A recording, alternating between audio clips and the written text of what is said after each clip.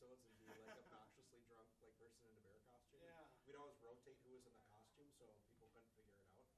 But I frequently was in the Boozy Bear costume, and it looked just pretty much just like that. Oh, really? Now Okay. the question is, were you faking being drunk, or were you actually drunk? This is not the best.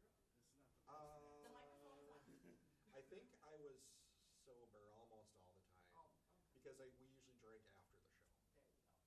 There you go. I mean, it just makes it a little more realistic, you know? Yeah.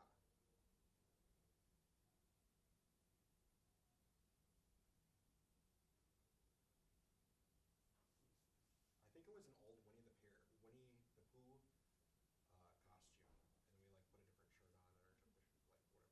whatever stuff. But Nice. it didn't exactly look like Winnie the Pooh, but it was pretty close. What are we talking about? Garner's past life. Yeah, he was a drunk bear for a while. It's true. Acting. Yeah. Acting. Not at the main club in a sketch comedy show.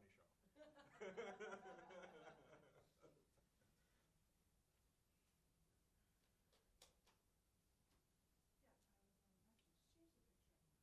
Mhm.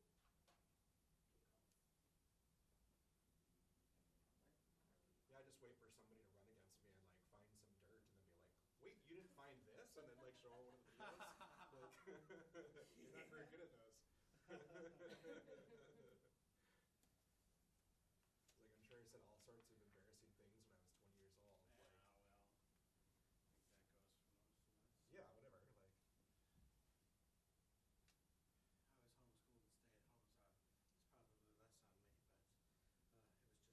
Let you guess.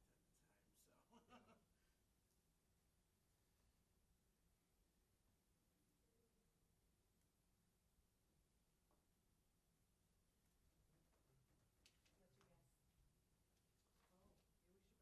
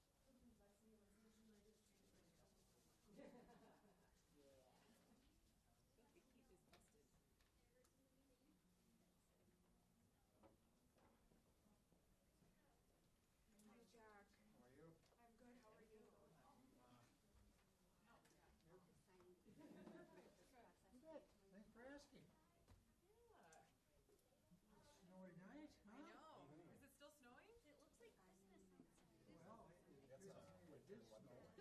Yeah. Can't speak to the exact moment. Cool. I like that. I was gonna say too. I always lose my little thing. Jennifer. On the agenda, you might have seen that I get put forth, like saying that Emily again. But just because I felt like I watched the last meeting and making, I hope that was okay. Okay. I was just trying to respect the party. Really mixing it up. I didn't like it. I really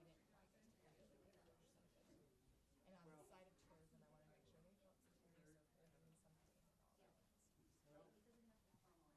And on the side of tourism, I want to make sure they felt secure, so they're doing something and all that. Well, good thing. Is it born secure? Yeah. There's no change.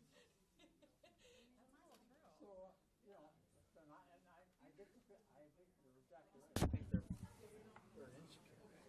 But whatever. Yeah, no, yes.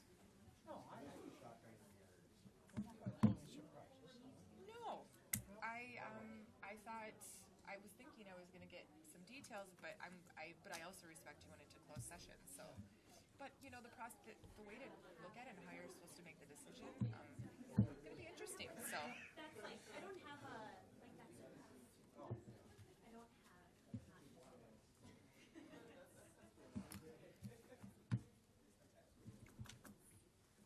Howdy. How are you? I'm doing okay, how are you? Thank you. Oh, one more chair? Well, we can't have that. I'm gonna lose my mind.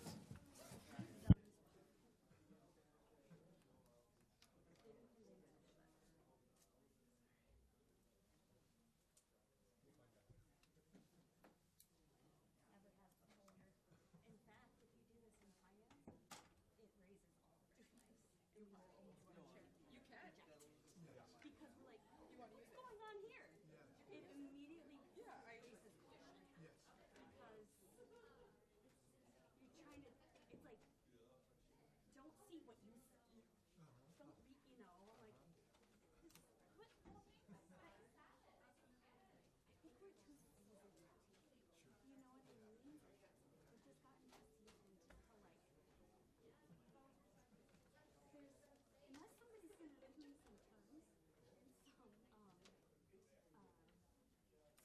somebody's gonna read me some math, somebody's gonna read me some terms and conditions and makings and penalties. You gotta be kidding.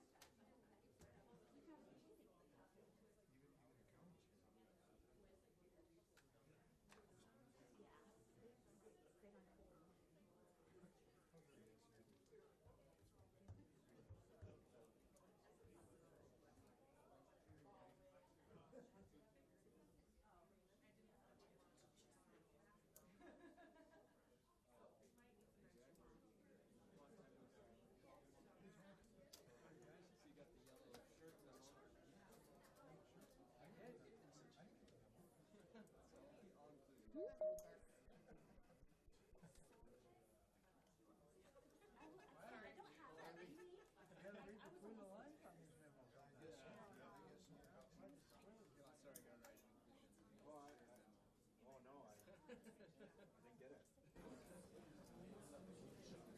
Counselor Fennessy, can you hear us?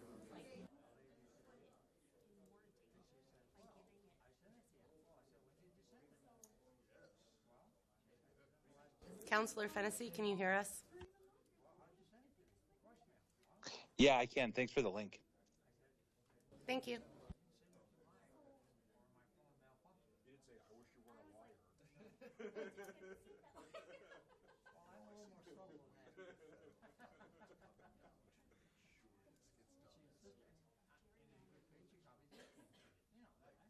Maybe called the wrong number. Right.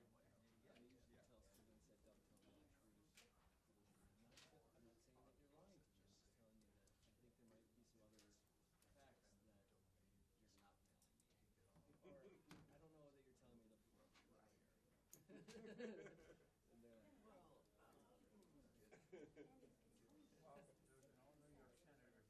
of Chief Patrick Monahan. He agreed with it. He said, everybody has the right to their own opinion. Nobody has the right to their own facts. That's facts. Yeah.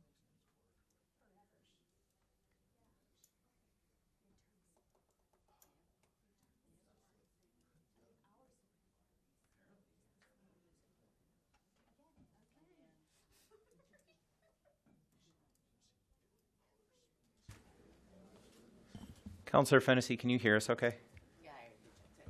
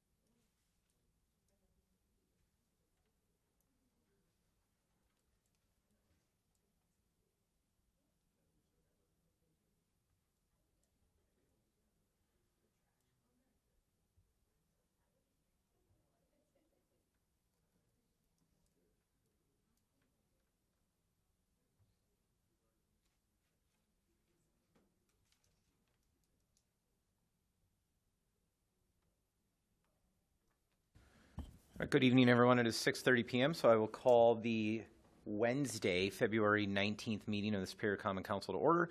Please rise for the Pledge of Allegiance. I pledge allegiance to the flag of the United States of America and to the republic for which it stands, one nation, under God, indivisible, with liberty and justice for all. Will the clerk please call the roll? Counselor Ledeen. Here. Counselor Van Sickle. Counselor Moffett. Here. Counselor Sweeney. Here. Counselor Fennessy. Here. Counselor Elm. Here. Vice President Ludwig. Here. Counselor Herrick. Here. Counselor Johnson. Here. And President Grasky. Here. We have a quorum, and I just want to thank the clerk. We had a almost disaster with the meeting. Some of our equipment failed earlier in the day, but thankfully her and her staff checked it. And after a mad 2 or 3 hour scramble, everything is working. We had to replace some things pretty rapidly, but the meeting is live and recorded. The first item is item 3.3, a public hearing on the approval of an ordinance approving Lake Superior Apartments LLC's request to rezone property from suburban to PDD Planned Development District and Comprehensive Plan Future Use map amendment. If there is no objection, I will open the public hearing. Would anybody like to speak to the ordinance rezoning the area around the former Lake Superior Elementary School? Would anybody like to speak in this public hearing? Would anybody like to speak to the rezoning of this Plan Development District and Comprehensive Plan map amendment? Hearing none, I will entertain a motion to close the public hearing and approve the ordinance. The motion is by Councillor Herrick, the second by Councillor Elm. Is there discussion? Hearing none. All those in favor, please signify by saying aye. Aye. Those opposed say no. The motion carries. Item 3.4 is a public hearing on the approval of a resolution approving the vacation request from Chris and Alyssa Nye to vacate a portion of the alley located between East 4th and East 5th Streets and 31st Avenue East and 30th Avenue East, and a portion of unimproved 30th Avenue East between East 4th and East 5th Streets. If there's no objection, I will open this public hearing. Would anybody like to speak to this street vacation in East End? Would anybody like to speak in the public hearing? Would anybody like to speak to this street vacation? Hearing none, I will entertain a motion to close the public hearing and approve this resolution. Motion is by Councillor Johnson, second by Councillor Sweeney. Is there discussion? Hearing none, all those in favor, please signify by saying aye. Aye. Those opposed say no. The motion carries. Item 4.1 is the approval of the February 4th, 2025 regular council meeting minutes. Motion is by Councillor Herrick, second by Councillor Elm. Is there discussion? Hearing none, all those in favor, please signify by saying aye. Aye. Those opposed say no. The motion carries. Item 6.1 is report from Mayor Payne. Good evening again, councilors. So obviously the biggest news is we all just got back from Superior Days, and last night the governor released his full budget. He's been releasing parts of it for the last few weeks, but he gave the full budget address last night. I want to thank everybody that joined us, especially those that helped with the planning, the setup, the organization of Superior Days, but of course the delegates as well. I really think this was the best Superior Days I have attended in years. We returned to the old Park Hotel where Superior Days began.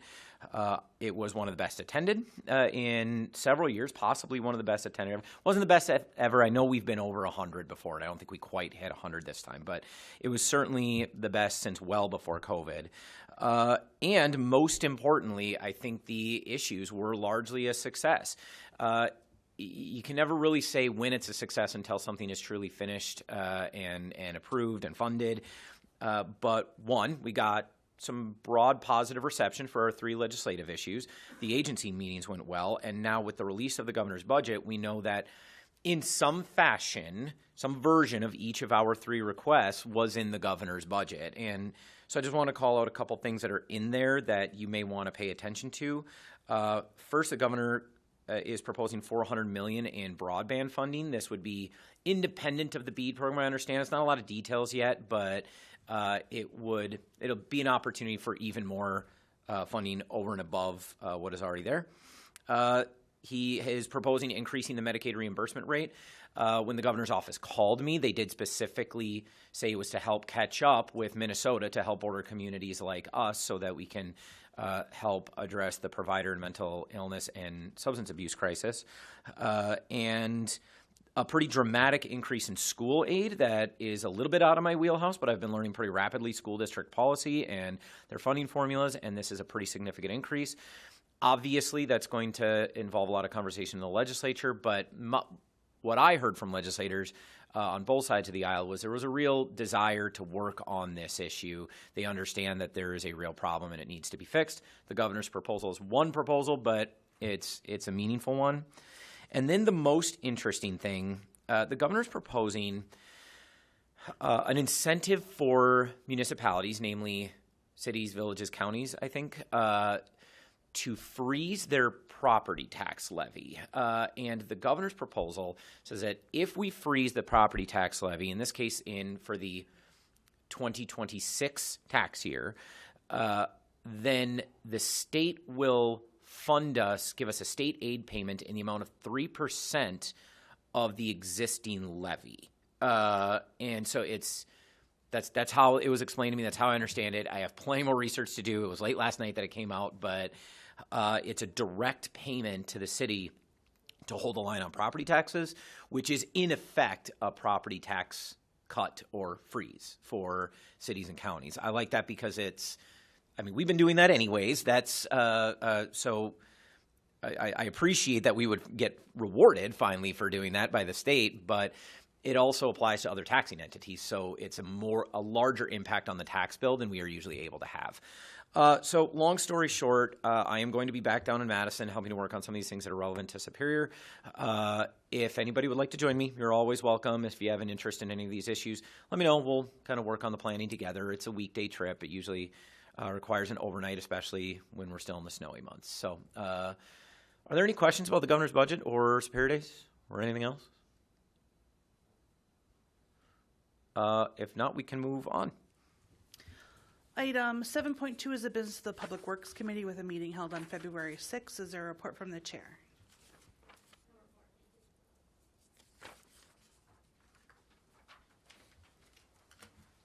So we're moving on to new business. Item 9.1, Councillor Fennessy and Councillor Johnson recommend approval of a resolution to support an act to amend 281.61 2RE of the Wisconsin State Statutes relating to the use of federal capitalization grant funds for lead service line replacement. Okay, this is already moved and seconded from the last meeting. The rules of postponement apply. Councilors, we have a few people signed up to speak, and most of you have exhausted your ability to speak on this issue, but I assume there will be no objection if I reset the speaking rules for tonight. Okay, then I will, I'll proceed to public comment first. Shannon Johnson is the first person that has signed up to speak. The rules for public comment are 3 minutes exactly. That is strictly enforced unless the council changes that rule at any time tonight. Hi, as a homeowner in South End and a South End business owner, lead in my business is very important, so I understand how important it can be to my home.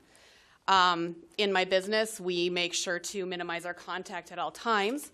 When you buy a home, you're told not to lick the walls. It's something that's kind of just told, let's take care of this. So this year, an audit was done on everybody's home and business in the city of Superior, letting you know, hey, your home is completely safe, or guess what, your home has lead. I got that letter in the mail, knowing full well my 1889 home is full of lead. Okay, now what? We can replace it ourselves. I don't know anyone that has that ability to just kind of whip out their pocketbook and say, yep, I can do this. I'm free and open. There are so many cool grants available. Just talking tonight with my business class that I was just in, someone in Duluth, oh yeah, I got that letter too. City of Duluth is helping me through this. City of Superior needs to help their homeowners do this so that the burden is not 100% placed on us. We need help. I would like to know that my water lines are completely safe.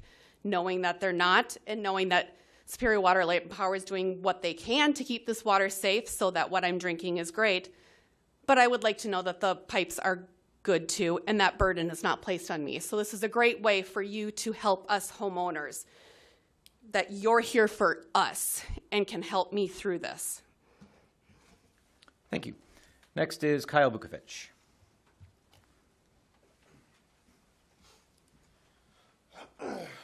Mayor, councilors, my name is Kyle Bukovic, president of the Northern Wisconsin Building Trades. The building trades fully support the resolution in amending the state statute to allow Superior Light and Power to receive federal grants for the lead line replacement.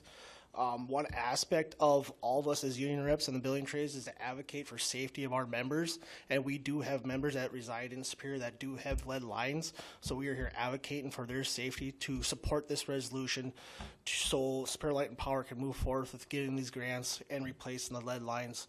I know there's talk about the city trying to acquire the water utility. That's a whole other discussion, but I just please, when we get to that point, I want everybody in here to realize that if the city was to take over the water utility, then with it being a public entity, the any contracted work is subject to state statute, which is the lowest responsible bidder, which would open the door for non-union out-of-area contractors to come in and do the work. With Superior Light and Power being a private entity, they're able to hire who they want, and I've had discussions with Superior Light and Power about PLAs on numerous different projects. So please support this resolution. Thank you. Thank you. The last person I've signed up to speak is Dan Olson.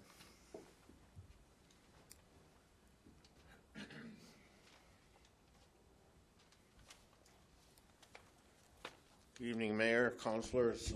Just want to add a couple things here. In last night's governor's budget, that he also is investing $300 million to continue lead line replacement. So it comes at a good time that there is money available. The bill reads that using funds received as federal capitalization grants under 42 USC 300J-12, any other method that is consistent with the federal program for safe drinking water state loan funds under the same thing, or any other federal law providing funding or otherwise related to that program, except that funds received in federal capitalization grants may not be used to provide principal forgiveness other than forgiveness of loans to replace lead line service lines. I am one of the people in South Superior that has a lead line and has received a letter from Superior Water and Light that lead line needs to be replaced. So in your resolution that's in front of you, this isn't an ordinance, right? It's to support safe drinking water. So Councilor Ledeen, I'm counting on you to think of your children. Think of the last time I approached you folks was last year regarding NTEC, and since then I have become a grandfather 3 times, and those kids are at my house. Now, I'm not here for a mercy thing or anything like that, but let's think of where we're going forward. And no matter what happens with what the mayor's proposal of possibly buying the utility, let's think of the people in the city, right? Let's think of the kids, let's think of the elderly, let's think of every single citizen to make sure that we've got the opportunity to get clean drinking water. We've used funding before. We used COVID money to move the broadband forward. So if there is monies available, let's take advantage of them for the city of Superior and all of its residents. Thank you for your time. Thank you. Would anybody else like to address the council? If not, we will proceed into discussion.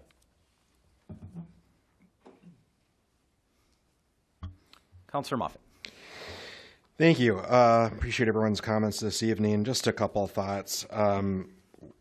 We're here tonight to help homeowners, and that's why we're always here. I just want to point out that Superior Water, Light, and Power and water utilities have known that lead lines were dangerous for 100 years. They've been illegal for over 40, and they haven't moved to replace any of them. They didn't even finish the survey until they were required to. The city is willing to help and is replacing lead lines this year in some of our plans. Superior Water, Light, and Power doesn't have a plan and hasn't been doing that work. I also want to talk about how we used, one of the speakers mentioned how we supported broadband. We certainly did. I think that's a great project. That's an example of what we can do as a community together in government in providing utility services for our customers.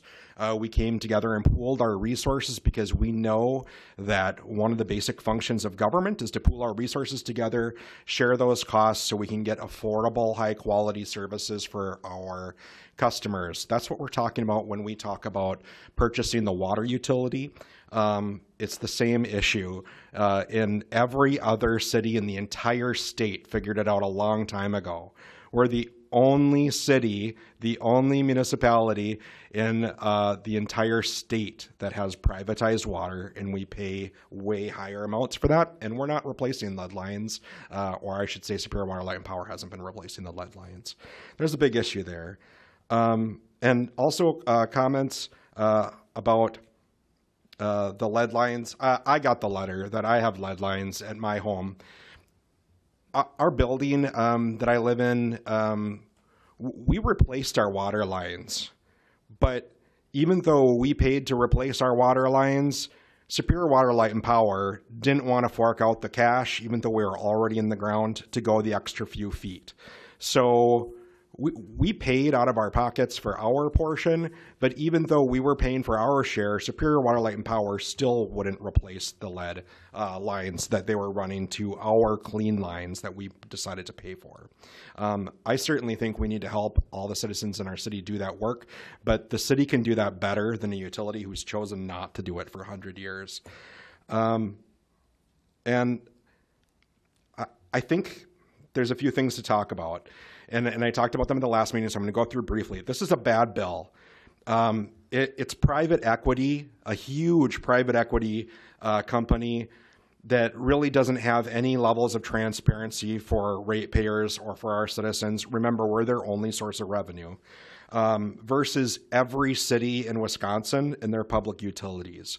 So if you're on the legislature and you represent any other district, even if Superior thought this was a great idea, they have no motivation whatsoever to vote for this because it puts their public utility at a disadvantage versus a massive private equity firm for grants that the private equity firm doesn't need. So it's like, I don't know why anyone else in the legislature would support this. Also, the federal sources of money, unclear if they exist. I'm glad that the governor is stepping up and providing some state funding. Again, the city is ready to accept those funds as soon as we sign the paperwork. The problem with this, if it passes, is every dollar that they could potentially get in grant dollars to Superior Water, Light, and Power aren't fully committed, don't have to be completely used for lead line stuff because they can pay administrative costs legally, they can pay marketing fees, they can pay lawyers. They have a lot of business costs that rise above what the cost would be for a public utility. Those are acceptable allowances. They also, I really appreciate one of the speakers bringing up the fact that, quote, Superior Water, Light, and Power can hire whoever they want. Yeah, they can. And the city, they don't have to stick with union people. They can say now that they're going to, but they don't have to do that. And you know it yourselves. You said they can hire whoever they want. The challenge is here is if they bid a project and they get a bid for $1 million and they get a bid for $1.2 million, even if both of them were, responsible bidders, why would they not pick the higher one when they can mark it up? So they're not even being cost effective either because they can add those administrative fees on there. They can pay for the lawyers. They can pay for the marketing, trying to convince people that they're doing a great job. And this money all goes to increase the costs. So if they get grant dollars and say they manage to get some pipes swapped out in the ground, that's ultimately the goal here, right? If they replace those pipes later when we are purchasing the utility, it's just an added cost. So all of those grant dollars that come from the state or potentially from the federal government just become an expenditure that we as ratepayers have to pay for. So if they get $1 million, that's an extra $1 million we have to pay. If they get $10 million, that's an extra $10 million that we have to come up with as a community to buy the pipes back from them that were just replaced. And I'm frustrated because almost all the speakers we hear from are here to preserve profit lines, and they stand to gain financially from this. And when they start talking about health things, I just think it's disingenuous because this is not the only water quality issue in our city or in other cities and other places. This is not the only lead issue. More people are lead poisoned from paint than from water. And there's a lot of other health issues in our community. And if it's about a jobs issue, why weren't you up supporting the apartments a few minutes ago? Like, I can't understand what this is about because the people who are speaking are here to preserve profit and maximize their profit. And I'm here to represent the citizens and to save them money and to create the best long-term health outcomes for them. And there's absolutely no way I can support this resolution and support community members' health and support community members building sustainable wealth and saving money. Further discussion. Councillor Sweeney. I just think we have to go over a few things and clear it up again. First of all, this is not whether the city is to run this or Superior Water Light. The city can apply, and somebody has to answer yes or no to my questions. The city can apply for either these grants or other grants to provide the same service. Is that correct? I understand. Absolutely yes. Okay, thank you. And we keep talking about buying the utility. This has got nothing to do with buying the utility. This, whether we vote for the Superior Water, Light, and Power to do this, or the city takes it over, does this one project, which is lead lines. Is that an accurate statement? Not sure I understood you say this. Well, my fellow councilor tied in, at least I heard him tie in, my opinion, that he tied in owning the waterworks to doing this project. They're completely separate. Well, I don't think I can answer that for you, Councilor. I think he made an argument that they are connected, but the bill, the resolution relates to this specific proposed bill. Right. But my question is the city looking at this with the idea of getting a grant or grants, however they come, and then providing the service to provide the water lines for our how many ever, 8,000, roughly 8,000 and change, to provide them with lead-free lines. It's not contingent upon us owning the water line to take this over. Okay, I understand. I think the answer is yes. The city is working on lead line replacement. Right. We will be replacing lead lines. We are the only entity in Superior, Wisconsin that will replace lead lines at our own cost this year. We are also exploring acquiring utility. That is also true. I understand. But yes, we are working on replacing lead lines independent of utility acquisition. They're two different lanes Yes. right now. Okay, thank you. I believe Superior Water Light, I don't know what the costs are. From what I understand, it's $10,000 on average per household. That was the quote from Superior Water Light. Whether that's true or not, I don't know. Some of the numbers that I've found aren't that high, okay? So I believe in this particular situation, strictly changing the water lines, the City of Superior, it's a better value for the customer, which is our City of Superior residents, for us to take on this project. I think we can provide, and value to me is quality and cost. I think in this case, the city can do a better job. We have to refine some things and do some adjusting, make sure we give this 100% effort. And we've done this in the past, so I'm confident. So I think in this particular case, I think my vote would go for the City of Superior to provide this service, and whether I probably will not vote for the Superior Water Light to support that for that reason. Thank you. Councillor Herrick? Yeah, I don't know if they would want to, but I was wondering if Superior Water Power would like to come up and answer a few questions that were brought up. Is that okay? Typically, no. Okay. It's in the council format. We have answered questions, but that's typically done in committee. All right. We had a public comment. Well, let me ask: is there objection to allowing Superior Water, Light, and Power a representative to answer questions from councilors? Then, why don't we do one question session for now? Is that acceptable, Councilor? Sure. Okay, is there a representative that would like to answer questions? Please. If you could state your name and title as well.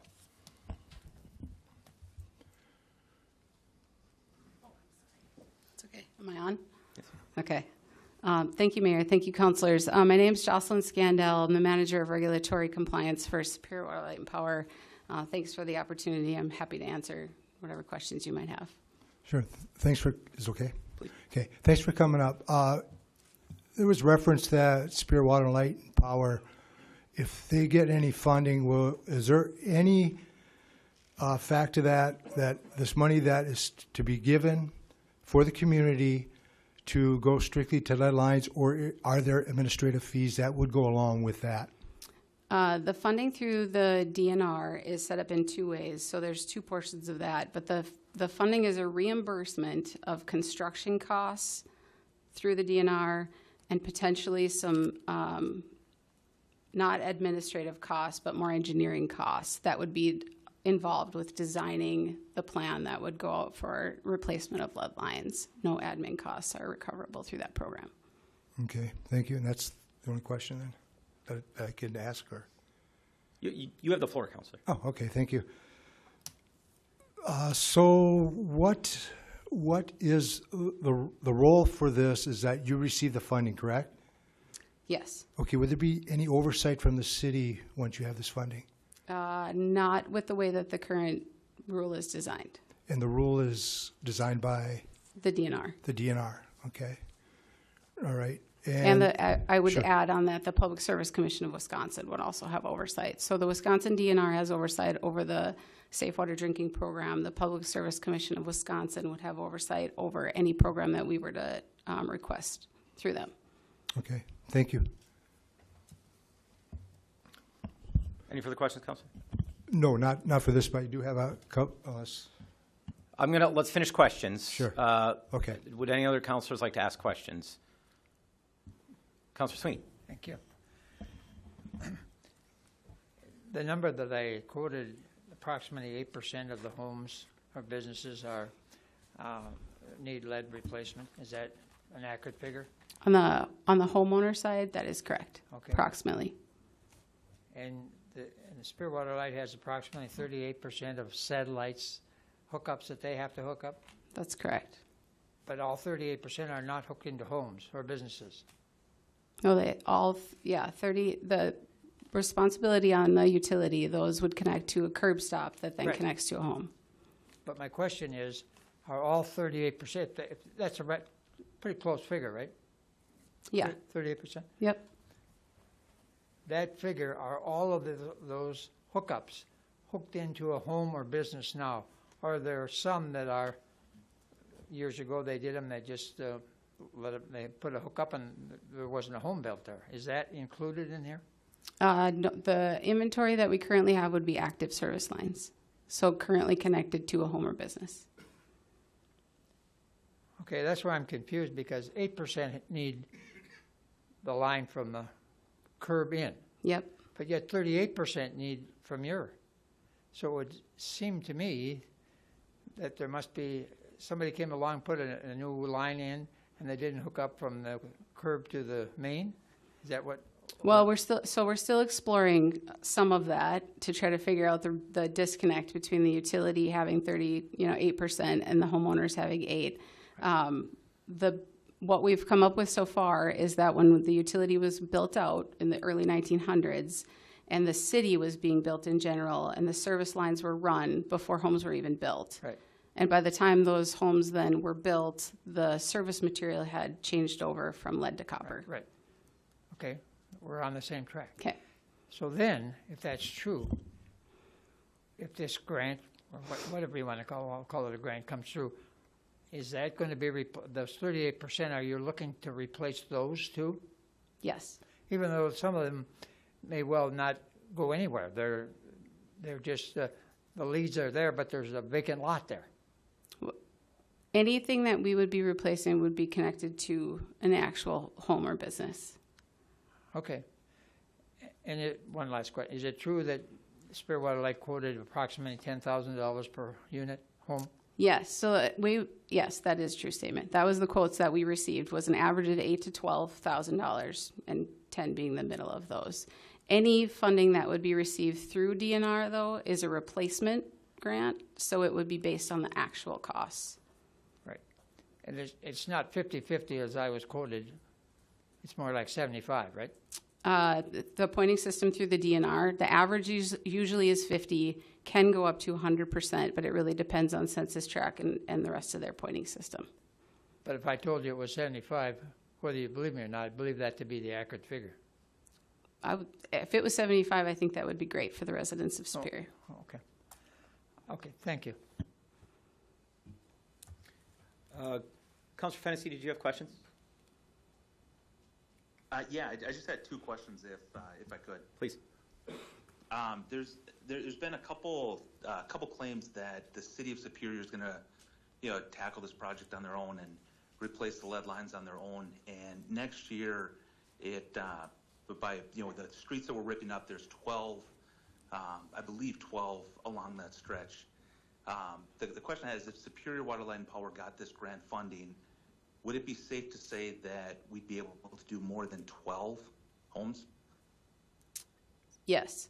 The pre-application that we submitted to the DNR back in October, which would be for the 2026 funding year, was an average. So we've replaced an average of 285, I believe it was, in the last couple of years. And that's what we would look to continue to do going forward into 2026.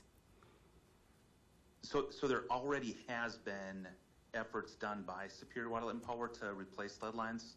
Correct. Okay, thank you. The second question I had is, there's been a number, 10 million that's been thrown around. If we replace $10 million in lead lines, without this funding, who pays for, if Superior Water Light and Power took that on and did $10 million, who would ultimately end up paying that without any federal funding?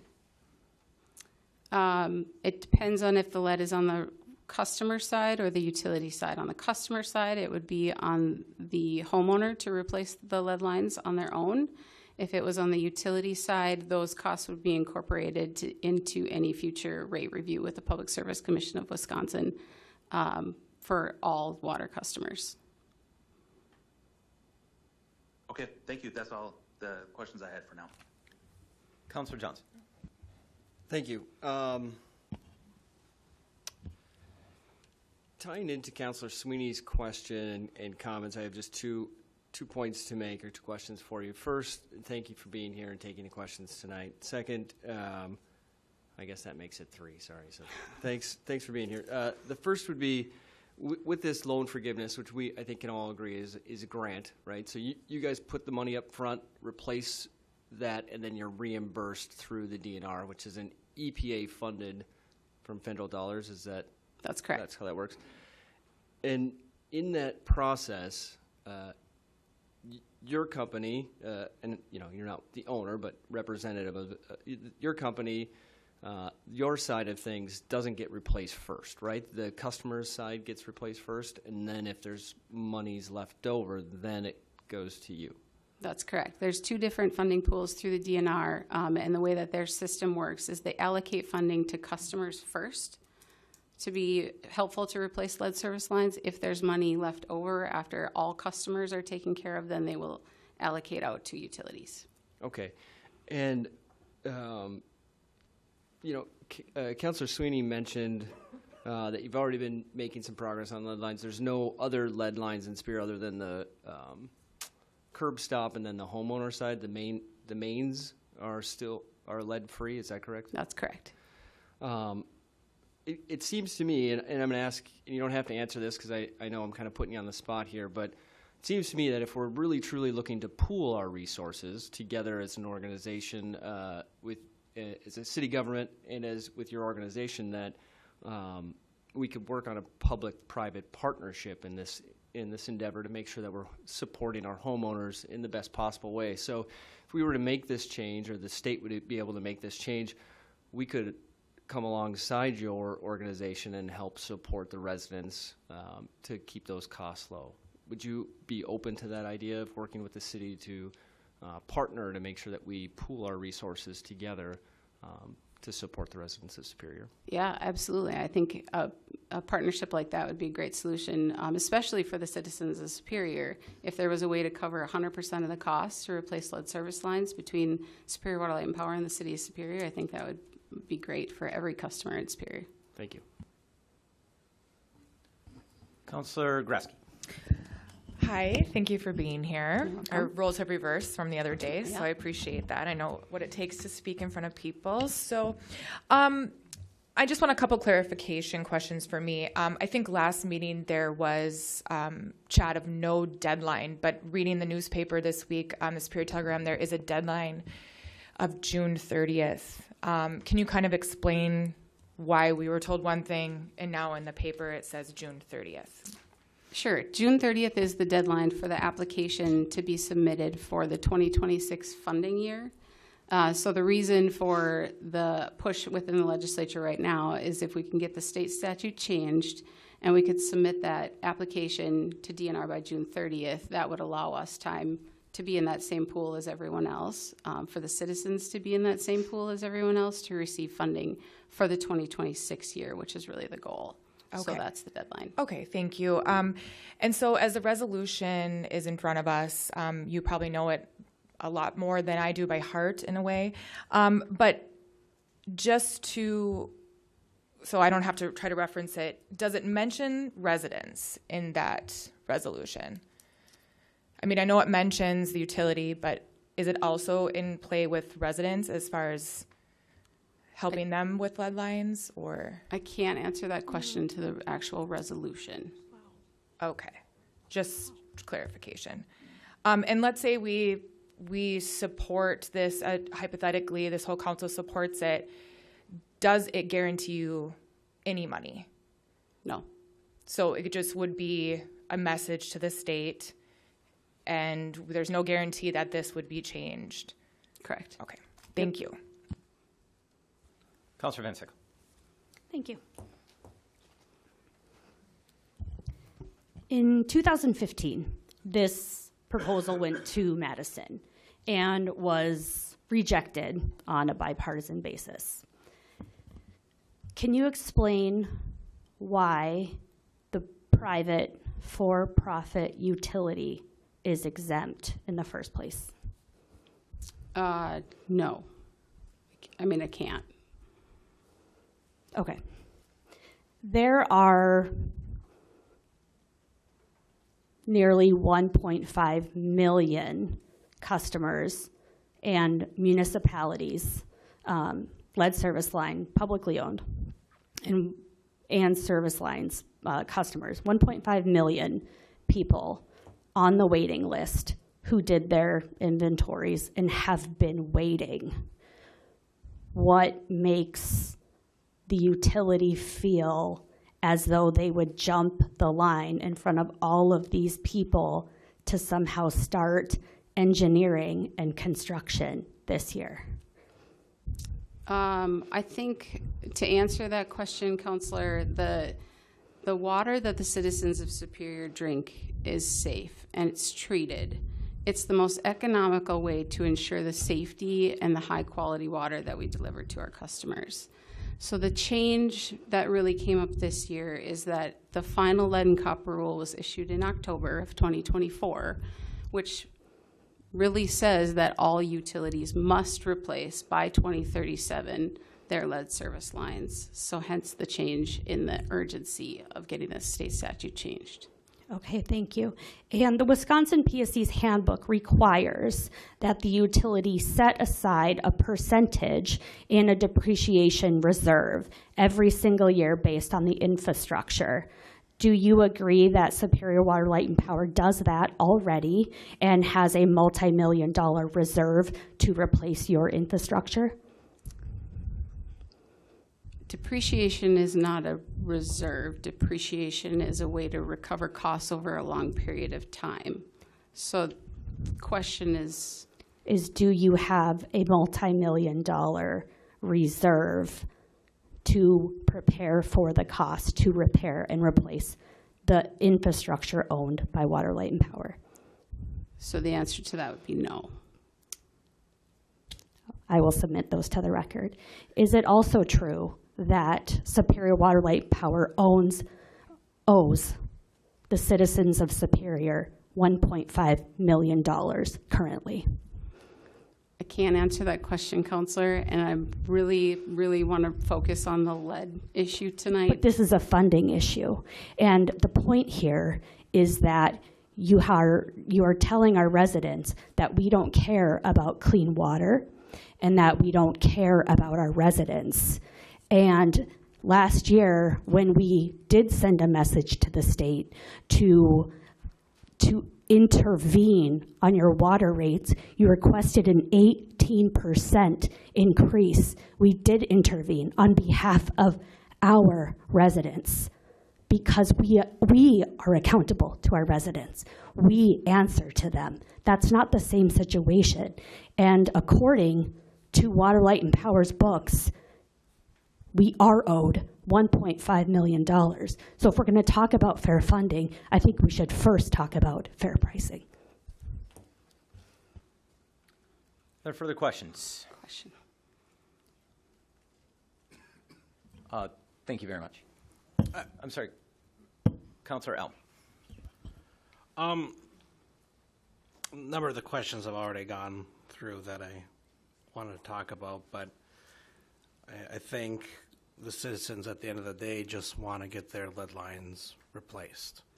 And just kind of curious of all the guarantees. I know I've sent a number of questions to you and gone through that, but just for talking about it here, but like there's two layers to this funding.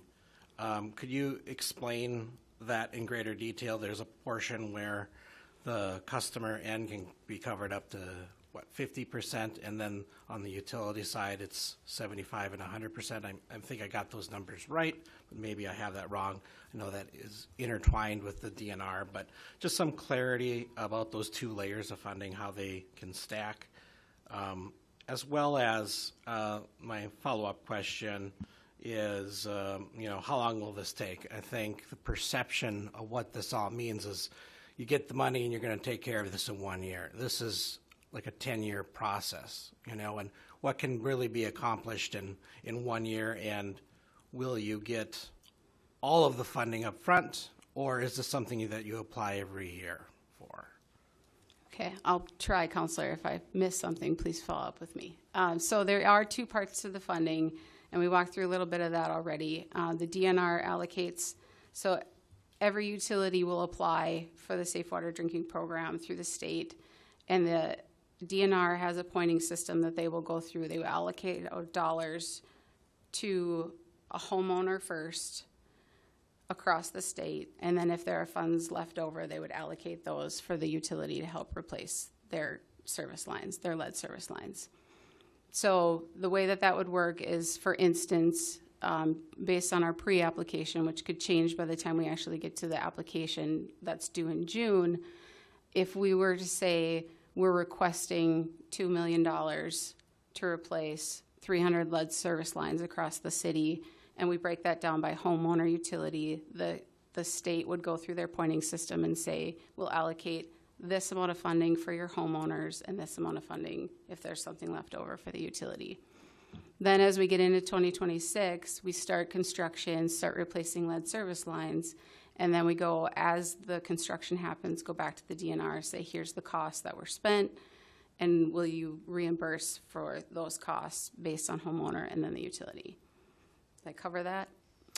Yes, but do you get all of the money up front? If say this went through and you got the funding, do you only get the actual year that you've applied for, or do you get Correct. Yep, you must apply every year. Every utility must come up with a plan on an annual basis to apply. So we would apply for just 2026 by June 30th, and then the DNR awards funding in October for the following year. And every year you have to go back to the DNR with your updated plan for the following year. Excellent. And again, I still think like the purchase, acquisition, and the lead lines are two different things, and you would only be able to do so much in the first year. So I wanted clarification on that. But again, what the resolution's about is outside of our control. This is up to the state, okay? And from your interactions with the legislative body, are they in support of it this year? And why are they and if they are in support of it, why are they in support of it this year but not the past? Has something changed?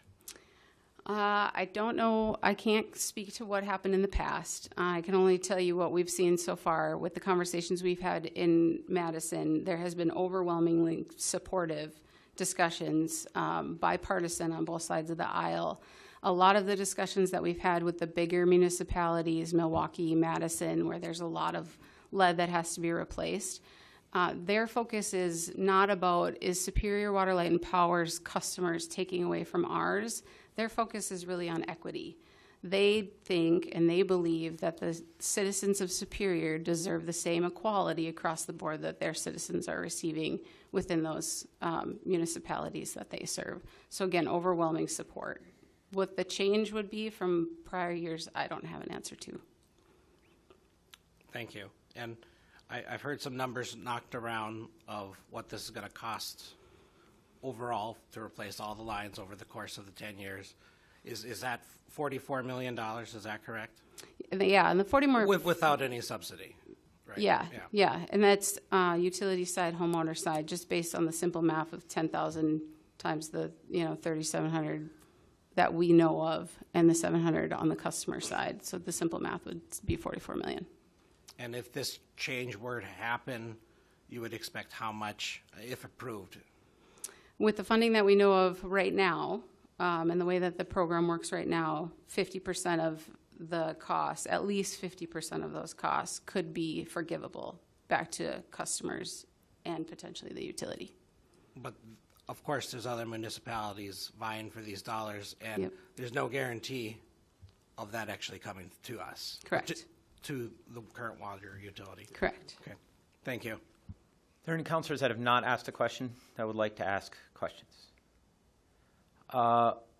Okay, there's still some lights on, but we are in departure from our rules. So unless counselors want to make a motion to extend the question period, create a rule that allows further questions. I'd like some limits on this. Namely, I do not want this debate to take place via our guest. So I know if you have a legitimate question, tell you what, Councilor Johnson and Councilor Fennessy have their lights on. I'm going to throw this open for one more question from any given councilor, and then call it there. Do you object to that? That's fine. Councilor Fennessy. No, sorry, I didn't realize I didn't take my hand down. Even better. Thank you, Councilor Johnson. Just to be clear, I can ask one more question, or I have You can ask one a more? question of her if you. Just, I have two. I have well, two of quick course. two quick questions. Is that okay? Please. Okay. So first, I've heard some things about not having a plan. Do you have an outline or a plan to replace the lead lines in Superior? Yeah, so the plan for all replacement through 2037 is still being worked on. And that is something that the DNR will require. We'll have to submit that by 2027, the plan to actually replace all services in that 10-year period. Right now, our plan for 2026, as we've said, is that 285 has been the average. And our plan would be to hopefully continue to work with the city where you guys have road construction projects, or we know that there's going to be areas of the city that'll already be dug up. We will work to concentrate on those areas. And then if the funding is to be received, if the state statute is changed and the funding is received, then we will work with the city wherever there are large pockets of lead services that it makes the most sense to get those out for 2026. Okay. Secondly, so I've heard a little bit tonight about acquisition, and I know that these are two separate things, but I want to come back to that in relation to the change at the state legislature. In my time in Madison, talking to a few different representatives and state legislators or state senators, one of the things that came up, and I've heard it here too, is that there's a possibility that if public funding were to go towards fixing the lead lines in Superior, whether that's the resident side or the utility side. And for this sake of argument, I'll focus on just your side, the utility side. If we were to support this, and maybe a change happens at the state legislature, I don't think this is something that we can debate tonight. And this sounds, it might be more regulation than legislation, which is what we're talking about tonight. But would Superior Water, Light, and Power be willing to accept any changes to this bill that would take away those public dollars that go into towards your company? So you use the $44 million, right? Mm-hmm. Let's say we use that 50% number, that the loan forgiveness of 50%, which roughly is about we'll call it $20 million to make it an even number. Although I guess 22 is even too. But would you be willing to support an amendment or a change that would take away that $22 million of public funding against your valuation if the city chooses to go down the road of reclamation or acquisition? So if I follow that, I think there would be two things. I don't believe regulation would allow it anyway. But I would, need to see the language to be willing to say I would 100% support that. I would be willing to, at least as the rep from the company here, sit down, take a look at it, and see what it says. And I would want to make sure that the Public Service Commission of Wisconsin is comfortable with that, because the Public Service Commission of Wisconsin is ultimately who sets the price. And so it's going to really be up to them, if the city were to take over the utility, what that price would be. So it would be a discussion that I feel like we'd have to have with them. Okay, but you're at least open to that idea that if we're putting public funds to your company, Mm-hmm. that it doesn't increase the cost if we were to go towards acquisition. Yep. Thank you. Mm-hmm. Anybody that has not asked a question? Councilor Sweeney, open it up to one more. Thank you.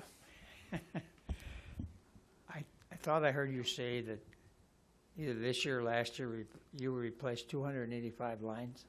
Has been our average over the last couple of years. Okay. What does that mean?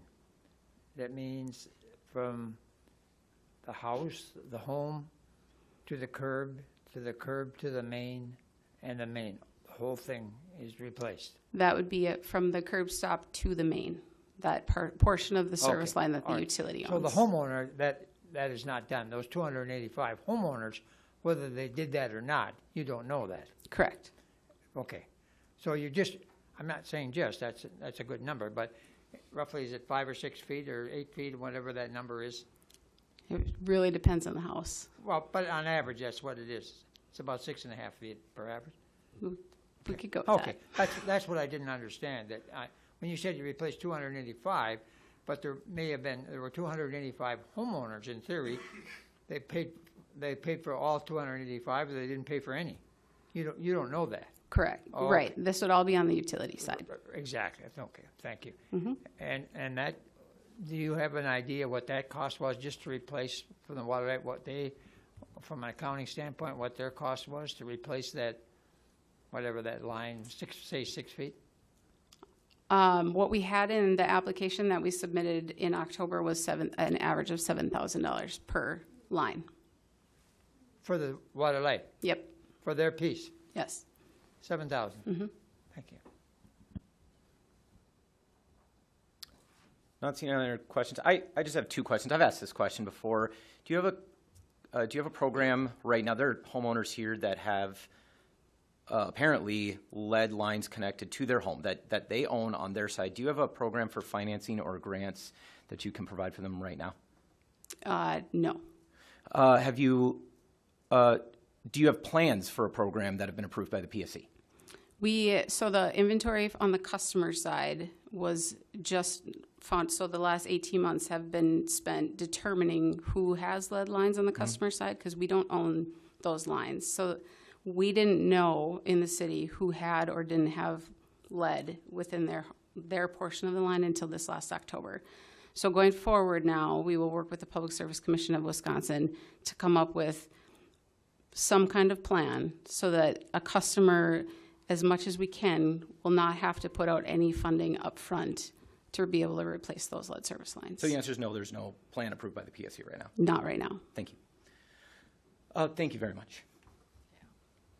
Okay, I'm sorry, did Councilor Ludwig, I apologize, if you don't mind. No, Councilor I Ludwig. just wanted to follow up with your question, because I've been sitting here wondering and of course, I'm counselor for a district that, well, I have lead lines, and I'm sure there are a lot of customers and residents in my district that have lead lines.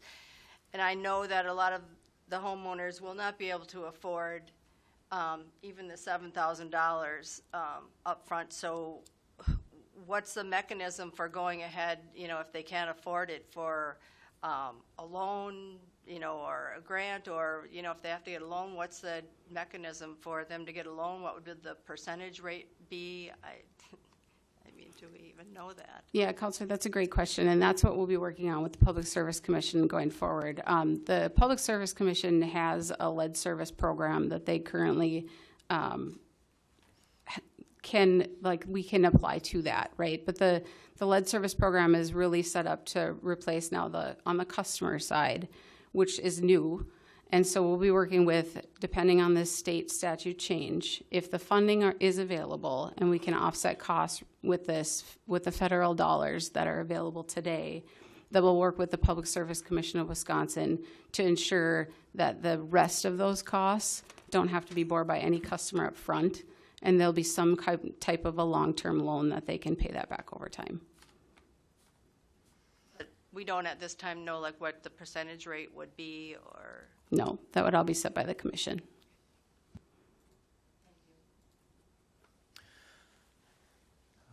I think that's about everybody, or just about everybody. Thank you very much. Okay, we are back in regular debate. Thank you, Siri. Okay. Councilor Herrick, you began the question and answer. I'm not going to hold that against your debate rules, but is there further discussion? Councilor Herrick. Yeah, I just want to say I've been kind of working with the DNR. Matter of fact, I spoke with them later this afternoon. And I also reached out to the PSC. I had some questions for them. I haven't heard back from them, but I found out that they may take a few days, but I was hoping for them. I told them I had a deadline for today, but haven't heard from them. But going back to DNR, we were discussing there as far as, and I think it was just brought up with the questions here that, yeah, there will be no money received this year.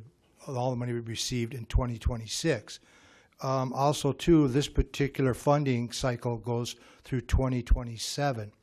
Right now, there's about $40 million allocated to the lead line program, not just for our community, but through the state.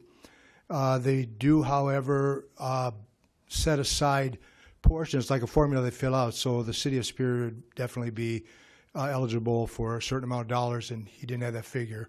Again, it goes by the figures that they determine will come up with that number. So I asked them, okay, matter of fact, I read them the resolution, and also I read them the bill that could be presented, to the Wisconsin legislator, and he basically said that this particular, what we're looking for as far as even, supporting the resolution tonight guarantees, he said that wouldn't be a bad idea to go ahead and support that. And the simple reason why is that it's money that is available, and that money is available, again, won't be till 2026, but it's available for 2026 and 27. But he said this would be a good idea so that we can go ahead and go forward with this. He was also going to look into as far as, whether or not we can accept any funding from this particular program without the utility being involved. Again, he knows of our awareness here of being the only private utility that we have in the state of Wisconsin. So I'm kind of in limbo on that, but I got kind of positive reinforcement from him that, this wouldn't be a bad idea to go ahead and approve this if we have to tonight. Just want to add that. And again, also too, I know the purchasing utility, that's a different question. And he, with a couple of others, doesn't agree that, because this is public money, it should not interfere with increasing the price from the utility if they were to sell the utility. So because it's free money, basically because it's a grant, that it shouldn't be used in that purpose of increasing the value of the utility. So I just want to pass what I learned tonight onto everybody here. So thank you. Further discussion. Councilor Moffett. Yeah, so when we talk about equity and deserving the same quality, that's what we're trying to do here, is provide for our citizens the same equity and quality and provide more cost-effective, better quality water for our citizens. And I don't know how it's getting twisted the other way around, but there's a formula in which this works for every single municipality in the whole state, and it works across the bridge, and it works in like everywhere in Minnesota, and most of the places in the country. Like, this is a public good, and it's a public benefit, and it's cheaper. We can do loan programs, and we can bond. We can do lower interest rates than a private company can. And they talk about citizens being in the pool for this funding, but it's not citizens, it's private equity, and the money goes to private equity. When they talk about a $8,000 to $10,000 cost for each of these lines, other cities are doing this work in the state already because they have public utilities, and they started a long time ago. So their costs, by the way, $3,000 to $5,000 a house, not 8 to 10. $3,000 to $5,000 a house, not 8 to 10. And so when we talk about our homeowners could even be responsible for half of that $10,000, they're already paying more than they are in other communities. And that's if they were paying the full cost in the other community, which those people are getting the grants already. It doesn't make any sense. When we talk about how the funding can stack for people, it's not a Superior Water, Light, and Power benefit. The money would stack the same for the city. And in fact, we can bond and get lower rates for our citizens if we do need to borrow any money. When we also hear that they have no reserve on their system, a bunch of their pipes are 130 years old in the ground, and they have no reserve. We're paying some of the highest rates in the entire state, and they haven't saved any of that into a reserved fund. And these are the people you want managing your water system? They have no savings account. And you know why they don't have a savings account? Because the money goes to private equity shareholders and profit. And it goes to some of their top employees are making ridiculous amounts of money. And no savings account. We got an 11% rate increase, and they're not putting any into savings. It's either going into marketing to convince you that the water is clean and it's great, and they're the partner. These are not the people that you want managing it. They're not fiscally responsible. And I don't understand how we have a wastewater reserve. We have a healthy wastewater reserve. We know how to manage pipes in the ground and assets like this. We've got a reserve, a healthy reserve. Please correct me if I'm wrong here, but I think we lowered the rate a little bit last year because our reserve was healthy and we were taking care of our system and providing high quality services. We lowered our rate, not increased it 11%. And that 11%, by the way, is because our mayor went to bat for us and some of our other citizens to lower the 18% that they asked for. I also just want to talk about Chapter 197. So this is in state code, Chapter 197, the municipal acquisition of utilities, and it's a law. It's a state law. It's a very specific. It very concretely lays out how this process works, and it lays out what the utility is worth. The utility is worth the cost of installation of their assets, so meaning everything they've spent to put the pipes in the ground, to construct their buildings, to manage their facilities, the cost to purchase their trucks, to purchase their computers, all of these things. That's their costs, right? And then minus depreciation, and that's very important because when you have a lot of your infrastructure that is 100 or more years old, I don't need to tell you, it's been depreciated. It's no longer worth a bunch of money. They've depreciated and they've gotten it off the books. Those assets are essentially worthless in terms of the value of their company. And it's crucial to know that that's how the formula works. And that's what we would be paying for is the cost of their assets. Because if they get grant dollars and they purchase new things, that increases the value of their assets, which means grant dollars come in, they don't have to do the cheapest purchases, they spend more on projects, they spend $10,000 on a pipe when we could have put it in for $5 or less, and then they can show the state, look, we paid $10,000 for each of these pipes, which we could have done for $5. We'll have to pay the $10,000 to buy that pipe from them, even if we could have installed it for $5. The math doesn't work on this. We can't allow them to get a hold of these resources and build in a system in which we're trapped underneath them for another 100 years of poor service and the highest rates in the state and poor fiscal management, no savings account. Further discussion. Councillor Grasky. Okay. I think it's no doubt that this council cares deeply about lead line replacement. But I will say this again, popping a resolution on like this on the 11th hour of last week, setting off a 2-week hesitation, makes me feel that this resolution just is not fully prepared enough to be a city council issue, and it should have never come to the city at this time. Therefore, I call for the question. Councilor Grasky's called the previous question. Is there a second to that? Second.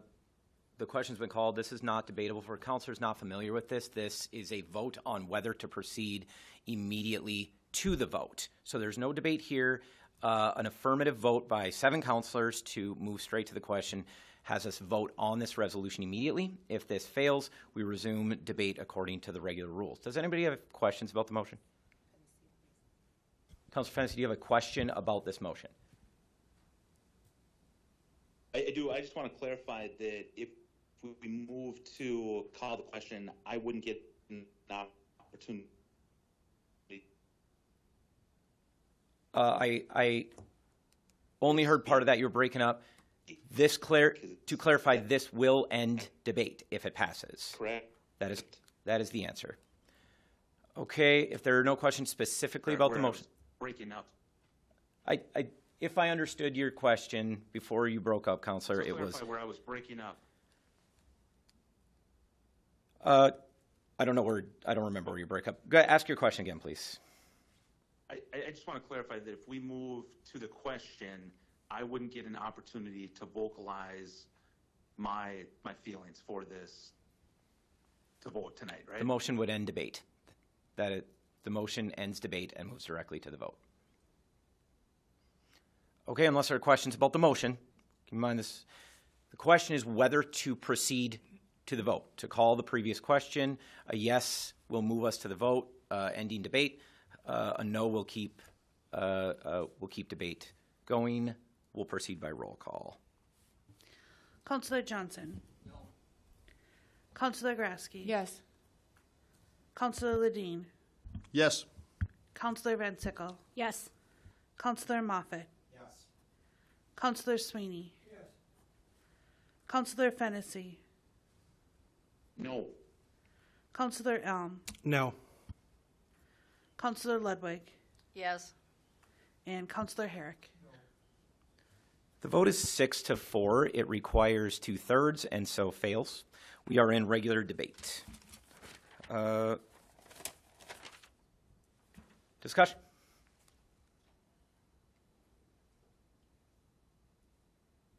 Councilor Fennessy. All right, thank you. I just wanted to point out that there's been an effort tonight to shift the blame to Superior Water Light and Power, and that shift the conversation over to who should have ownership of the water utility. But those arguments have nothing to do with the topic before us. Those arguments are nothing but distracting us from the actual thing that we're voting on tonight. There's been comments from Councilor Moffett saying that the members of the public, their statements were disingenuous, and there's been comments from Councilor Van Sickle saying that Superior Water Light and Power doesn't care about the residents, they don't care about the lead. But I'd be remiss if I didn't point out that who's been disingenuous and who has sent the message that we don't care about the residents, we don't care about the lead, is this very body tonight. Because 2 years ago, I made a motion to allocate $1 million for lead line replacement.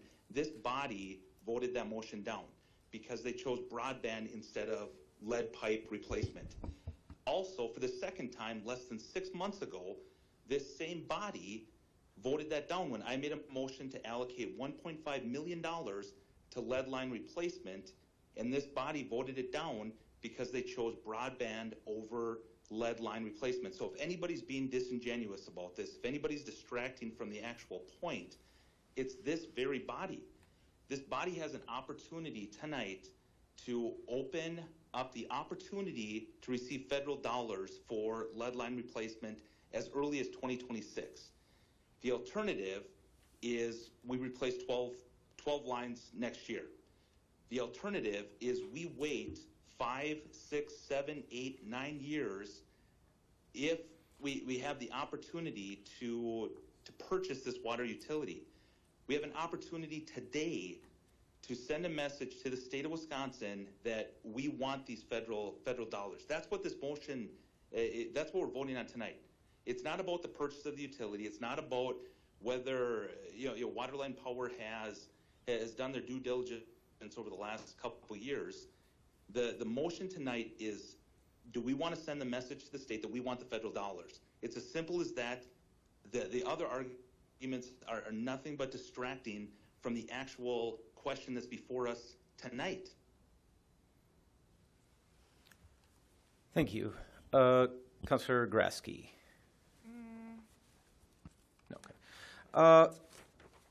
I don't feel distracted. I feel pretty focused. I've put quite a bit of work into this certainly over the last few months, irrespective of this resolution, which again came as a surprise to me, having worked pretty aggressively on the issue of lead lines replacement, having worked with utilities, spoken with them, and having worked with the councillors that are actually attending meetings working on this subject. And so also, I gotta say, I'm pretty sure it's 20 homes that we're doing this year, not 12, which I know is too little. We need to do them all, but it's still better than the 0 that the utility is actually doing. Let's focus on 0 remains a smaller number than 12, 20, or any other number. They have done nothing. We have asked them to do this. They have known about it for decades, and they have done nothing. They have admitted to you tonight that they do not have a plan or funding that they are willing to provide to homeowners. There are homeowners right now. They testified there are homeowners here, residents here on this council that have lead lines connected. This multi-billion-dollar corporation refuses to help you unless we pay for it. Folks, we've paid them plenty, but the most distracting issue that I think you need to focus on, the part that really could have gotten lost here is, is this bill actually talking about replacing customer-owned lines? Because here's the thing, no, it is not. Councillor Grasky asked the best question of the night. Does the word resident, does the word customer appear anywhere in this bill? It does not. We were told tonight, we've been told for 2 years that the whole point of trying to access this funding was to support customers. And yet, when the bill came out, it was surprisingly ambiguous because they have no intention of helping customers with this money. They're going to use it for their lines. They have no plan to help customers. They have never helped customers with this money. They could do it today, right now. I asked them to join. I literally asked them, it was a private meeting, I can't prove it, but I'll swear on any stack of Bibles you give me that I offered to meet them halfway, that I would bring a plan to the city council that if they would match a customer side replacement, we would pay the other half. I believed I could win support for that. I've certainly heard that support from council. No, solid no. They will not put a dime of the money that they have already taken from our customers towards replacing customer lines. Only your money. And the threat that they're going to that they're not going to do it at all, let you just continue, let their own customers that they purport to care about just continue to have lead lines unless the public pays for it. The councilors have talked about the rate increase over our fight over the last year are correct. We really fought that rate increase. That was a unanimous resolution as well, as hard as we could, because the costs that they are overcharging us are far more than they need to run the utility. That was our main argument. They didn't need that much money. The least they could do is invest some of these billions of dollars back into our community. Let's remember, folks, this is not a local business. This is not a small business. This is a giant international corporation that is taking money and sending it to investors outside Superior. That's my rant. That's why I think you should oppose this. This is not to replace customer lines. They have no plan to do that. They have no permission to do that. They need to actually make a plan and a partnership with the city of Superior. Of course they said they're willing to do a public-private partnership with us. It's the law. I tried to start those conversations and ask them to bring money to the table. That's the part they refused. They can't replace customer side lines without a city ordinance. It's right in the statute, plain language. And, of course, the PSC approval, which they also don't have. What they can do is replace their own lines, which they said they're doing about $285 a year with the money. We already paid them. We already paid them for the lead lines. Why would we give them more public money? Anyways, my real argument, that's why if you manage to tie, why I'm not going to vote for it. But my main argument is, please, councilors, don't bring legislative resolutions to this council. It's not just that we can find ourselves debating any issue that might come before the legislature. It's dangerous. you have seen me speak at almost every single council meeting in the last several months about what is going to happen in the legislature. You know that I've been in the legislature a lot. It is flatly false that there's overwhelming support for this in the legislature. There is bipartisan opposition to this in the legislature. Members of both parties think this is a bad idea. That is just not true. This was proposed by a representative that doesn't even represent Superior. That's got to be a red flag. Regardless, the reason we don't bring these issues is because the legislature has to do its work. We don't know how this is going to land. We don't know how much capital we'll spend arguing for it, or what deal we could land with in the end. We had one of the councilors tried to negotiate an amendment to a legislative bill on the floor of the city council. That's not how this works. You have seen me talk about countless legislative issues. We had our Superior Days legislative issues. I have advocated for countless things on behalf of the city at the legislature. You have never, ever seen me bring a resolution in favor of a bill to this council. There's a reason. Last year, when we had the shared revenue bill proposed, that absolutely 100% would benefit Superior. Every version of that bill would benefit Superior. But there was a different version in the Assembly, a different version in the Senate. The governor had different ideas, and individual members felt in different ways. We kept ourselves out of it. We negotiated behind the scenes, not right out in public, to make sure we got the best possible deal for the city. This is not the best possible deal for the city. Let the legislature do its job. You elected them to do that, and I would recommend we get back to doing council work and not legislative work. Councilor Allen? Thanks for that. I'd like to go back to what Councilor Fennessy said about how he had supported funding this years ago. That was, if you go back and watch that, that was not about lead lines. That was about defunding the broadband project. That is clearly what that was, and that is frustrating. But while I'm doing this, I guess, Mayor, what is the city's plan? We called the question of SWMP what their plan is. Mm-hmm. What is the city's plan? First, all road construction projects that are happening within the city, we're going to replace the customer side lead lines this year. We're going to open the road. That's something we have funding for and can do right away. So I'll forgive, but I have to resent a little bit trying to deride helping those actual people, because those people get 100% of their lead lines replaced. So we're going to help those people this year. The other thing we're going to do is we're going to access the money that Councilor Herrick referenced. We are eligible for that. We can create a program, and the city, as I mentioned at the last council meeting, is far better positioned to do that. I've already convened some staff in Public Works to start talking about this, start researching it.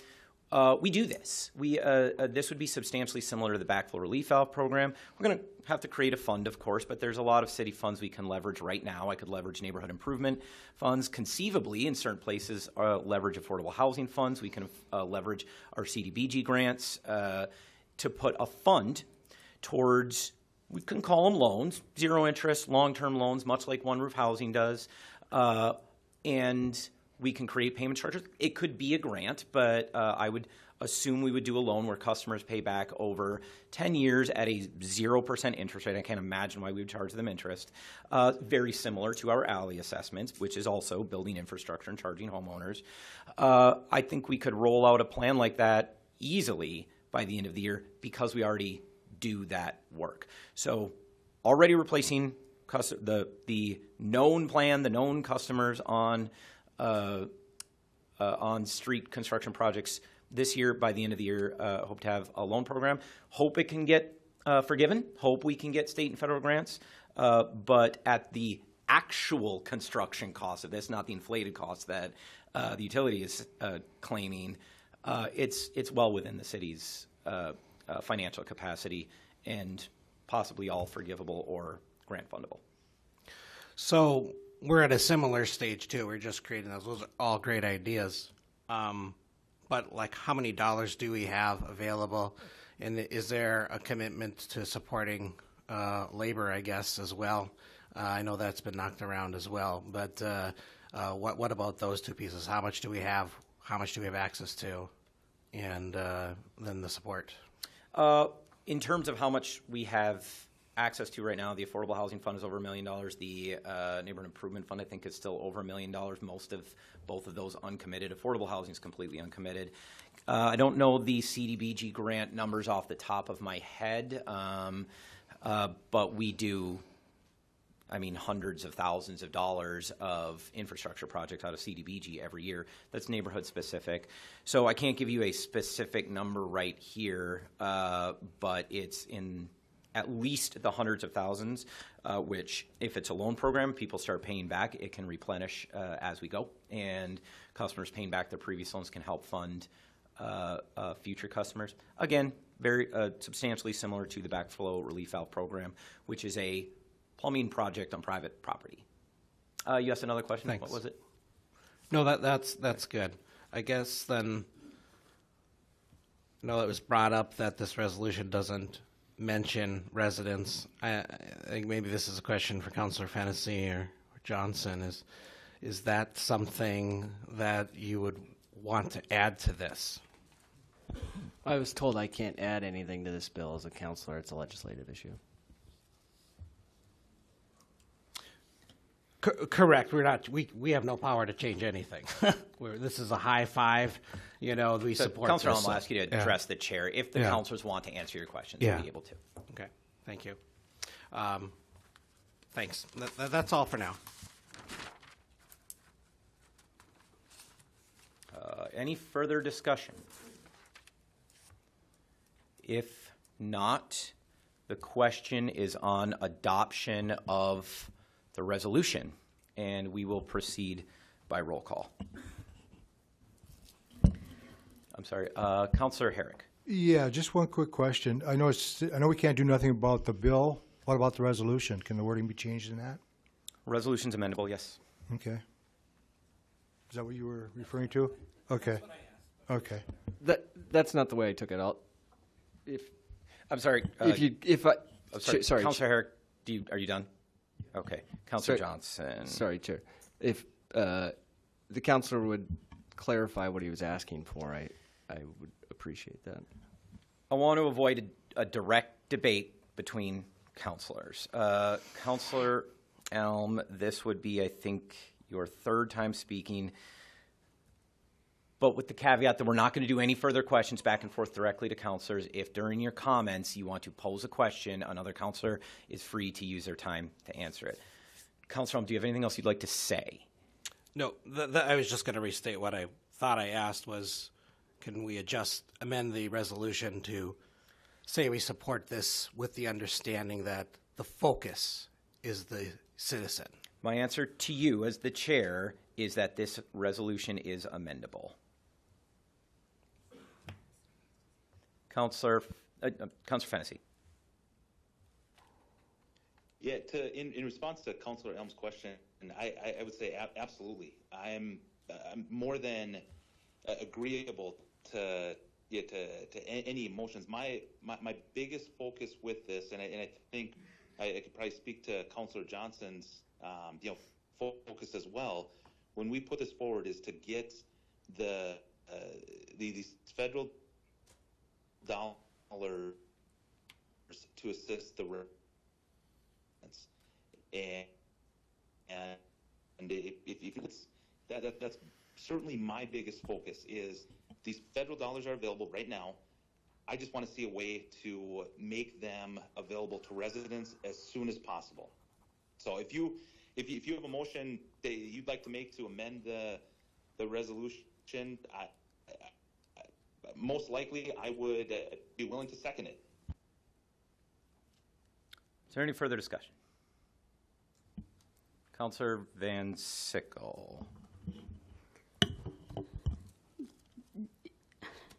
Residents are already eligible for principal forgiveness. They always have been. The resolution is one sentence. Now, therefore, be it resolved, eliminating the current prohibition on using those funds to provide principal forgiveness to a private owner of a community water system. I mean, we could move to strike that sentence. And in my conversations, the DNR was surprised that the bill was not restricted only to residents. it accomplishes nothing by saying that we are focused on the resident. No disrespect. Residents are already 100% eligible for principal forgiveness. They always have been. That's why this program was created, because utilities, largely municipal utilities, had been replacing lead lines since 1998. Then it came up that total replacement was going to be the law, going to be the funding mechanism. So adding residents doesn't direct that the utility do anything different than what we are signaling here.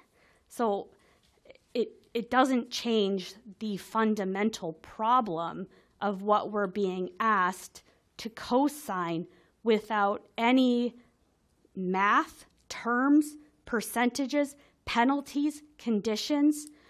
They're going to take this to the legislature and say the Superior City Council signed off on it. And we know when they get to the PSC that we have no control over what terms they are going to propose for our residents with our signature. And based on the rates I have seen, and it's important to recognize that here in the spring of 2025, we have another rate increase request coming in about a year.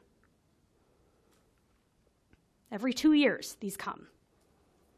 We are being asked to blindly sign off on terms and conditions and costs that we have not been given any information. There's no information here. It's one sentence, and, in the Finance Committee, the way that we vet these proposals, if somebody asks for a grant, and this triggers at $1,000, we review the last 3 years of their financial statements. I've done that. And what we're screening for are additional and other resources, financial prudence, and we do a full analysis over several months to see if it's a good bet. These are long discussions with really clear contracts and terms to make sure that we are advocating on behalf of our residents. We could add anything to this. We have no clue what this bill will look like by the time it's passed and how this will look at the PSC. We have never approved so much as $1 to any community organization, be it CASDA, Animal Shelter, SYO. We look at contracts, we look at amounts, we look at terms, we look at penalties, we look at the impact long term. There is no information in this resolution. We have no idea what we are signing off on and how this will be spent, how this will be utilized. And we are the only ones accountable to the public. We're the only ones in this debate answerable to the public. They are a state-run monopoly. We can't impact what those terms look like. We will not be at that table when the private for-profit water utility says they will front cash to our residents at X, Y, and Z terms. Bring me some terms. Further discussion. I'm going to have to start strictly enforcing the rules. We had a vote for previous question that caught a majority, so I'm going to strictly enforce the rules. Councillor Fennessy's speeches have been exhausted. Councillor Johnson, I only have you once. Okay. I just wanted to point out in the last... Point of order. What is your, Councillor Fennessy, what is your point of order? At the beginning of this debate, you suspended the rules for debate. I did not suspend them. By unanimous consent. No, I reset the speaking rules. My call for unanimous consent was to reset the speaking rules. So the point is not well taken. Councilor Johnson has the floor. In the last whereas, it does directly talk about will allow residents in the Superior community to benefit from the funding of this bill. So I hope that's good enough, unless Councilor Elm has something else to add. I would say that it does what you're asking for. Just a reminder, Councilor, to address the chair, please, as the debate gets tense. Okay, further discussion? I just have Councilor Graski, I have you. I actually don't have you at all. I spoke once, I believe. Okay. I think. Well, either way, I'll just say it. Sorry, Al make the sorry, Chair. Al made the motion.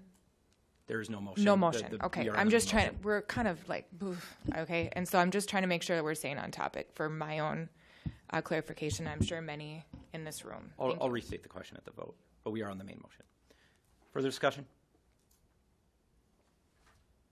Okay, the question is on adoption of the resolution. We will the question is the main motion on adopting this resolution. We will proceed by roll call. Councilor Graski. No. Councilor Ledeen. No. Councilor Van Sickle. No. Councilor Moffett.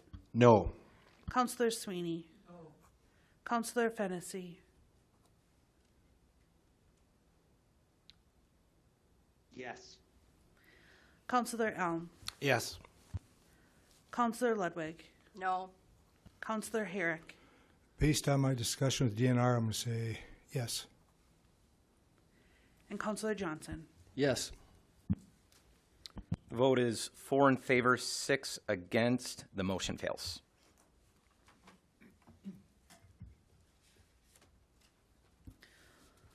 All right, item 10.1, I am recommending approval of miscellaneous licenses. Motion is by Councilor Herrick, second by Councilor Elm. Is there discussion? Hearing none. All those in favor, please signify by saying aye. Aye. Those opposed say no. Motion carries. Item 10.2, I'm recommending approval of a temporary Class B wine license application for Children's Dyslexia Center Incorporated for an event Steppin' Up for Dyslexia to be held on April 11th from 5 until 10 p.m. Motion is by Councilor Johnson, second by Councilor Elm. Is there discussion? Hearing none. All those in favor, please signify by saying aye. Aye. Those opposed say no. Motion carries. Item 10.3, Council President Graski recommends approval of an extension to the Memorandum of Understanding with Superior Public Museums. Second. The motion is by Councilor Herrick, the second by Councilor Graski. Councilor Graski? I just wanted to clarify why this is here. Just kind of keeping an eye on finance. Their times have changed. Just out of respect for the committee and also the MOU in place, I thought I just want a proposition. I don't know if we can decide on a new date with this MOU, but just extending it as far as giving respect to the committee to take the time to review these applications and therefore keep in motion the MOU as far as our museums at the time. Okay, in this particular case, so this actually does not have a resolution, right? There's not a resolution for this, right? So I did not do my job super well as chair there. What we need to do is clarify the motion with a time for the extension. Councilor Herrick, you actually made the motion. Councilor Graski is proposing this. Do either of you want to propose a time to which to extend it? Does anybody know the actual deadline right now? It's March 4th. I was considering, well, it'll be April 2nd. Okay, Be Councilor. the first council meeting in April. Then I'm going to ask if there is. Do you want to propose a different time, Councilor Herrick?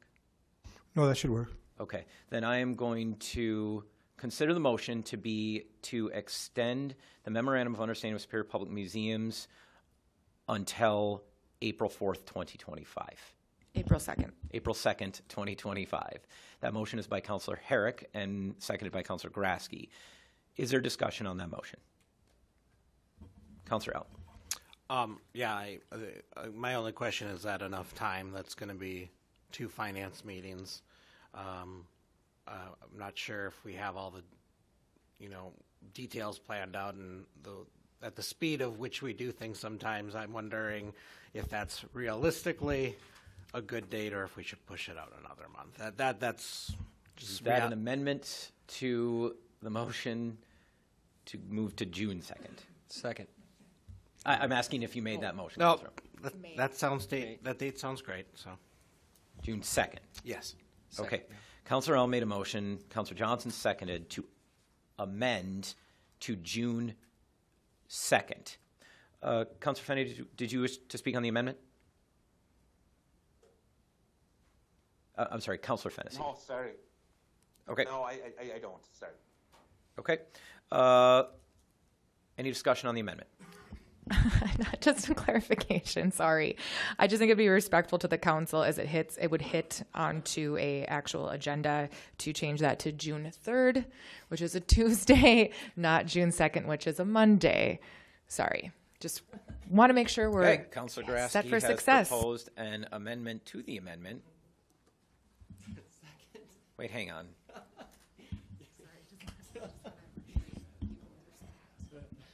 Mayor Payne?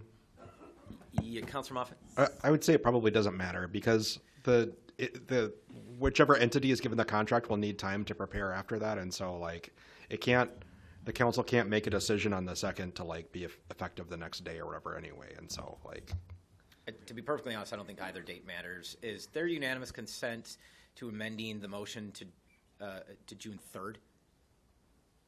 Hearing no objection, the motion is amended to June 3rd.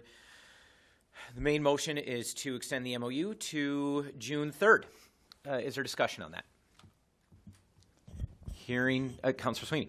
I would say, speaking for the finance, if there's a drop-down date that and I don't think there is, that has to get done. If there is, finance will take it and we will make sure we get it done by that date. But if June, that's a fine date with me. That's fine. That'll work.